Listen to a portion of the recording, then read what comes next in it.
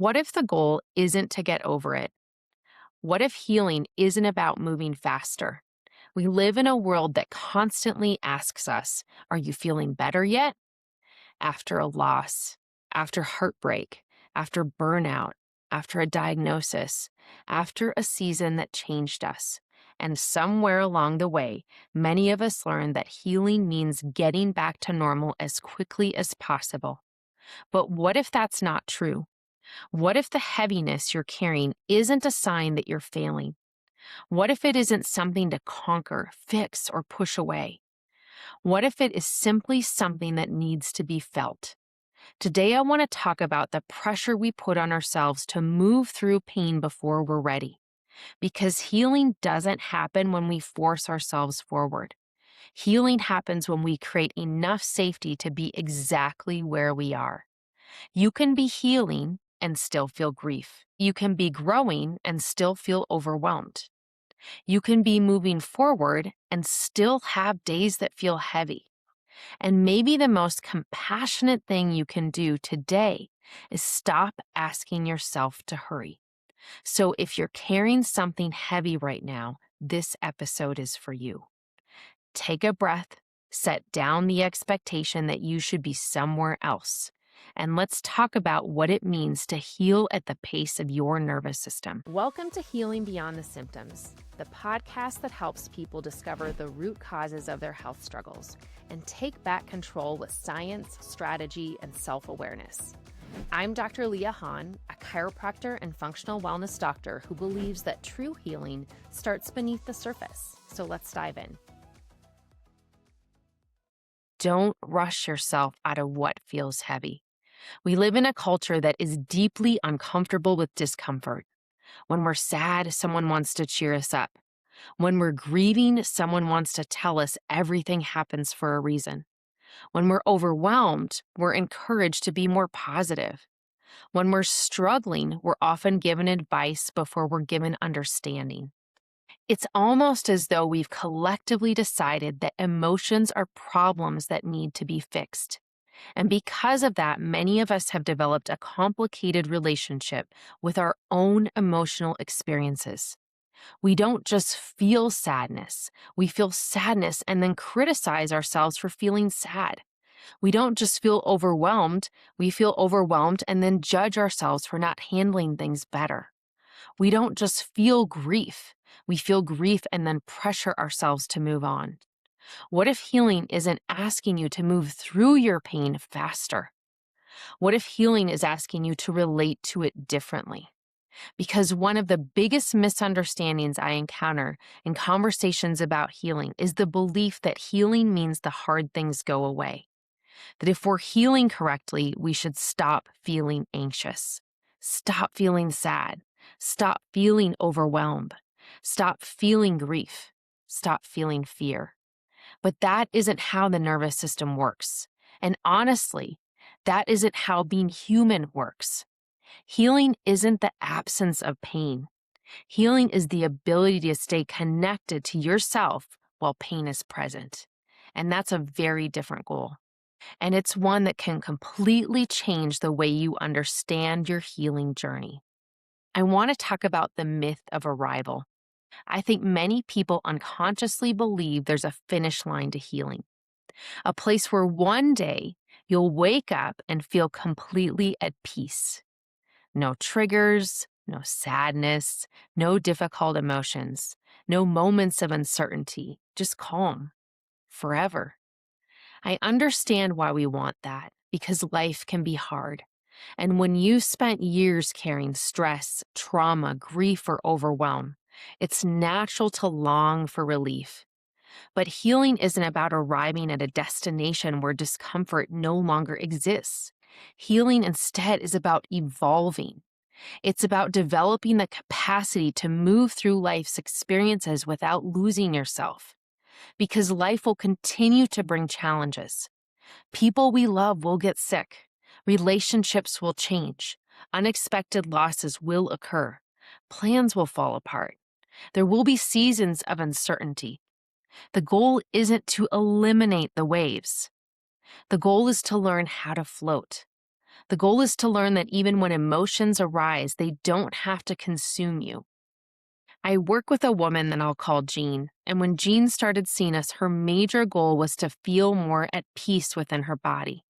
She wanted to feel less anxious, and she had a major history of family trauma and had done therapy for several years. Her therapist recommended that she started seeing us to create more peace within her nervous system and her body. Within about a month of starting NSA care, Jean noticed that she was sleeping better, could take full, deep breaths, and felt peaceful most of the time. But she also told me that when she started to feel some anxiety, she spiraled into thoughts that she wasn't healing, she shouldn't be feeling this. And my question to her was, Jean, when you notice anxiety, does it pass quickly? Or does it take over for weeks at a time like it used to? Jean was able to notice that yes, she was able to move out of anxiety usually within a few hours. This was incredible progress. That's part of being human. Anxiety can emerge, but as we heal the nervous system and create more resiliency, we can move into a healthier state with more ease. That adaptability is the healing. That is evolving. One of the reasons I love nervous system work is because it changes how we think about healing. The nervous system isn't asking, how can I feel good all the time? The nervous system is asking, am I safe? That's a completely different question. Many people spend years trying to feel better without first helping their nervous system feel safe. And safety doesn't happen through force. It doesn't happen through willpower. It doesn't happen because someone tells you to think positively. Safety happens through experience, repeated experience, tiny experiences, moments that teach your body something new, a deeper breath, a relaxed jaw, a conversation where you feel understood, a walk outside, a hug, a moment of stillness, a feeling of connection, a sense that right here, right now, you are okay. These moments seem small, but to the nervous system, they're incredibly significant. They're evidence. Evidence that survival isn't the only state available. There's a problem with chasing happiness. I think we've accidentally made happiness the goal. And happiness is wonderful, but happiness isn't the same thing as healing because happiness is an emotion, and emotions naturally come and go. Healing is something deeper. Healing is resilience. It's flexibility. Healing is capacity. Healing is being able to experience the full range of human emotions without becoming trapped by them. Some of the healthiest people I know still experience grief. They still experience sadness or disappointment. The difference is that they don't immediately resist those experiences. They don't make them wrong. They don't panic because they feel uncomfortable. They allow them. And in that allowing, something shifts. Judy came into our office with a history of losing several family members over the period of a year. She was exhausted. Her nervous system was fluctuating between shutdown and fight or flight. But at the same time, she didn't feel that it was okay to experience her grief. She pushed the emotion away and worked to distract herself with busyness, creating a full schedule of commitments and taking on extra projects at work. And this was a deeply ingrained pattern for Judy, something she had most likely learned as a coping mechanism when she was very young. She had been conditioned that way. We worked with Judy for about 3 months, and while she was noticing improvements with physical symptoms like headaches and tension in her lower back, it wasn't until about the 3-month mark that Judy found real safety within her body. She spent an entire weekend grieving. She was overcome with waves of emotion that she had pushed away for years. When she finally allowed herself to grieve, she found a whole new level of peace. Chronic autoimmune symptoms improved. She started healing at a whole new level. With more safety in her body, she realized that it was safe to feel waves of grief when they emerged. She found ways to help her body and her mind release through journaling, long walks in the woods, and daily meditation. The shift in healing took place when she found safety in her body. And from there, resiliency was created. Healing deepened, and her calm body created a calm mind. So, why do we rush ourselves? I often ask people, why are you in such a hurry to get out of this feeling?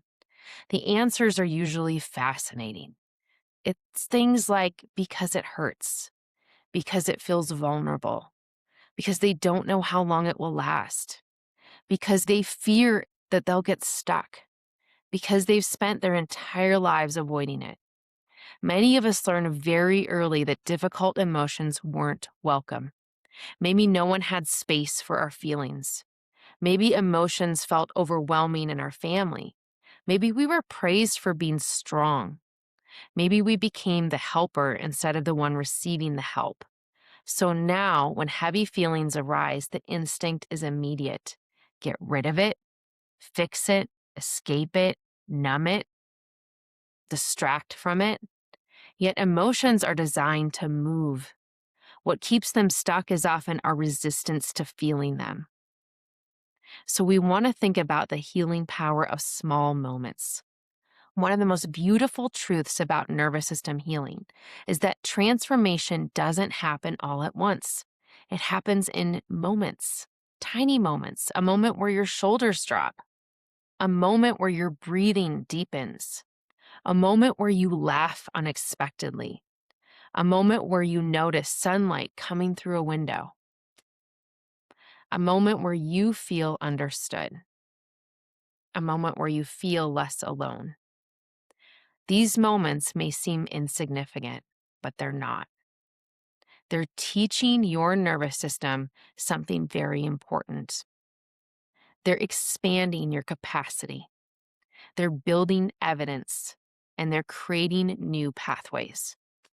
And over time, those moments begin adding up, not because they erase the pain, but because they remind you that pain isn't the whole story. Realize there is a difference between pain and suffering. Pain is part of life. Suffering often comes from fighting reality. Pain says this hurts. Suffering says this shouldn't be happening. Pain says I'm grieving. Suffering says I should be over this by now. Pain says I'm overwhelmed, where suffering says what's wrong with me. The nervous system often finds more ease when we stop arguing with what we're feeling. Not because we like it and not because we want it, but because we acknowledge it. There's tremendous healing in saying, this is hard, and I'm still here. I work with a patient that I will call Pam, and Pam came into our office experiencing terrible brain fog and joint pain, anxiety, and sleep issues. She had recently realized that she was in perimenopause and had learned that working with her nervous system and really increasing its resiliency could help her manage the symptoms. After a few months of NSA care, Pam noticed her pain diminishing. She was having more days of clarity, able to think more clearly, and feeling less overwhelmed and anxious. And then she went through a hugely stressful transition at work. Pam noticed that some of her brain fog started to appear, and she wasn't sleeping as well again. She went into a place of great fear that all of her symptoms would come back. Or the thought that, what if I'm not making the progress that I thought I was? When I saw her that week, I encouraged her to get in for an extra NSA session. We talked about upping her self-care during this intense time period. Her old way of being would be to work late into the evening, get up early, and push through her day. But by finding safety and calm in her body, she had the realization that this was ultimately hurting her and her well-being. It was contributing to the brain fog and making it difficult to cope with the extra stress. With safety and resilience from NSA sessions, Pam shifted her mindset. She started to add in an extra walk at lunch. She added in 5-minute breathing breaks in the mid-morning and the mid-afternoon. And she did add in those extra NSA sessions to help her body find that peace and healing, and her state of being improved. This is resiliency. It's acknowledging what is working and what isn't. It's having awareness and confidence in your body and its ability to find safety and peace, even when we aren't in a state of peace at that exact moment. To this day, Pam is moving through perimenopause with ease as she continues to find the supports that help her feel well, release stress, and optimize her state of being. We can create moments of softening, but where do we begin? We stop trying to force ourselves into peace, and instead we look for moments of softening. Can you notice one thing that feels supportive? Can you pause for one breath? Can you place a hand on your heart? Can you step outside? Can you feel your feet on the ground? Can you give yourself permission to be exactly where you are? These small acts communicate safety, and safety is what allows healing to unfold. I recently went through a difficult season of high stress, anxiety, and the feeling that every part of my life needed attention. My old nervous system patterning would be to push through, work harder, ignore my emotions, and just keep moving. I've personally worked with NSA care for years, so I very quickly became aware of wanting to move into this familiar old patterning. Remember, we're not broken, we're patterned, and patterns can change. So, with that awareness, I acknowledge that yes, this is a hard season. I have many parts of my life that I want to create shifts and changes. And then instead of pushing, I rested. I took naps. I meditated. I journaled. I took walks. I worked on some creative projects. I read books. Sometimes I just stared out the window with a cup of tea.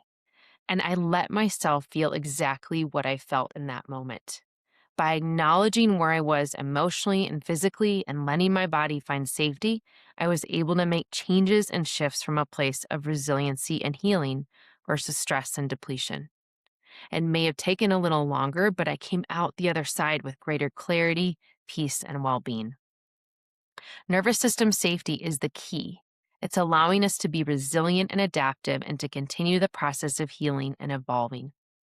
As we close today, I want you to remember something. You don't have to earn rest. You don't have to earn compassion. You don't have to be finished healing in order to feel worthy of love. If life feels heavy right now, don't rush yourself. Don't pressure yourself to be somewhere you're not.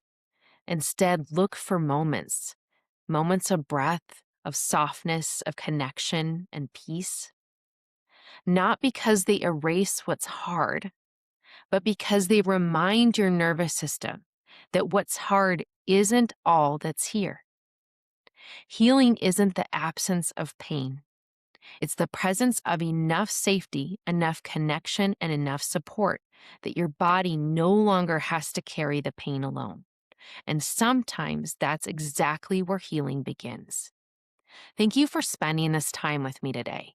I hope that wherever you are in your journey, whether it feels fast or slow, clear or messy, you leave this episode with just a little more kindness toward yourself than what you came in with. You are evolving, you are growing, you are still moving forward, and that is exactly enough. If you're ready to explore what deeper nervous system support could look like for you, I'd love to connect. You can book a wellness consultation at bodyandbalancechiropractic.com, and we'll look at what your body actually needs to heal at whatever pace is right for you. If today's episode resonated with you, please share it with someone who needs permission to be with what feels heavy. Please take a moment to like, subscribe, and leave a review for the podcast. Your reviews help more people discover these conversations about healing, nervous system health, and living beyond the symptoms. Thank you so much for being a part of this community. And until next time, breathe deep, move gently, and remember, you don't have to rush this. Your story is still unfolding. Thanks again for joining me today on Healing Beyond the Symptoms. If you've been curious about network spinal, or if you've tried everything else and still feel stuck, I want you to know this. Your body is not broken. It's patterned, and those patterns can change. If you're ready to experience how gentle care can lead to profound transformation, I'd love to invite you to book a wellness consultation at bodyandbalancechiropractic.com. Together, we'll look at what your body needs to finally release, reset, and thrive. Until next time, Breathe deep, trust your body, and remember, gentle can be powerful.